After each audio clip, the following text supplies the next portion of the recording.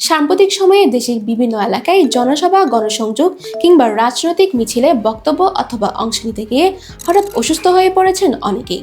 কোথাও কোথাও প্রাণহানির ঘটনাও ঘটছে। যেমন কিছুদিন আগে কুষ্টিয়ায় বক্তব্য দিতে গিয়ে জেলা জামায়াতের আমিরের মৃত্যু হয়েছে।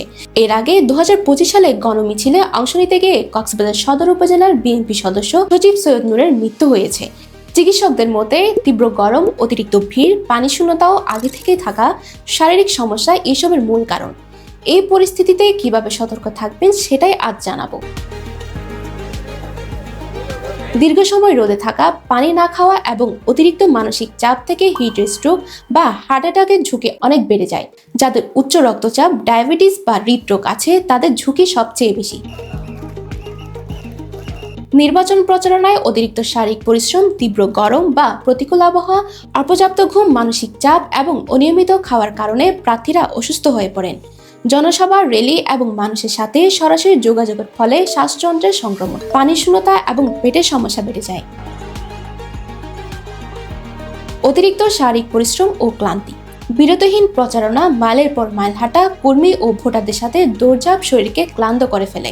মানসিক চাপ ও দুশ্চিন্তা, নির্বাচনের ফলাফল, জনসমর্থন ধরে রাখা এবং দলের ভেতরের ও বাইরের প্রতিপক্ষকে সামলানোর চরম মানসিক চাপে শরীর ভেঙে পড়ে। সঠিক সময়ে খাবার না খাওয়া এবং ঘুমের অভাব রোগ প্রতিরোধ ক্ষমতা কমিয়ে দেয়। প্রচণ্ড রোদ বা ধুলাবালিতে দীর্ঘ সময় থাকার ফলে হিট স্ট্রোক, জ্বর বা অ্যালার্জিজনিত সমস্যা দেখা দেয়। ঘনবসতিপূর্ণ জনসমাগমে থাকায় ভাইরাস বা ব্যাকটেরিয়াজনিত অসুখ দ্রুত ছড়ায়।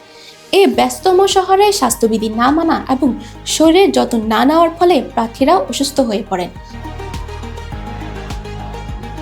পরিকল্পিত প্রচারণা, টিম ভাগ করে দায়িত্ব বন্টন করুন। সব কাজ নিজে করার দরকার নেই। নিয়মিত ঘুম ও বিশ্রাম, প্রতিদিন অন্তত 6 থেকে 7 ঘন্টা ঘুম নিশ্চিত করুন। ঘরোয়া খাবার, ফলমূল ও সবজি বেশি গ্রহণ করুন। ডিহাইড্রেশন রোধে নিয়মিত পানি পান করুন। ছাতা, ক্যাপ ও প্রয়োজনীয় সুরক্ষা সামগ্রী ব্যবহার করুন। ভিড়ে মাস্ক ব্যবহার ও হাত পরিষ্কার রাখুন। প্রয়োজনে চিকিৎসকের পরামর্শ ও প্রয়োজনীয় ওষুধ সঙ্গে রাখুন।